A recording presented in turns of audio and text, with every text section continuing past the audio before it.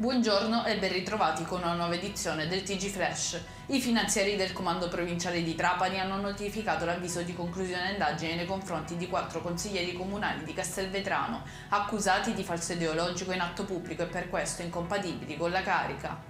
Un sequestro anticipato ai fini della confisca dal valore di 300.000 euro è stato eseguito nei confronti di 2 uomini di Trapani, rispettivamente padre e figli, entrambi sottoposti agli arresti domiciliari per il reato di detenzione e spaccio di sostanze stupefacenti.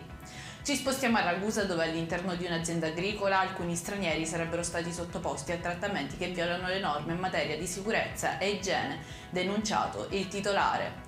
Colpo da 40.000 euro al supermercato Paghi Poco del villaggio Mosè ad Agrigento. Alcuni malviventi avrebbero forzato una finestra introducendosi nei locali del supermercato e riuscendo a svuotare la cassaforte. Nella periferia nord di Siracusa un centauro ha investito un uomo e i suoi 2 nipoti che stavano passeggiando per strada. Tutti e 3 hanno riportato ferite e ad avere la peggio una ragazzina di 11 anni. Sono in corso le indagini sul caso. Per questa edizione è tutto, il prossimo appuntamento questa sera alle ore 19:30. Arrivederci!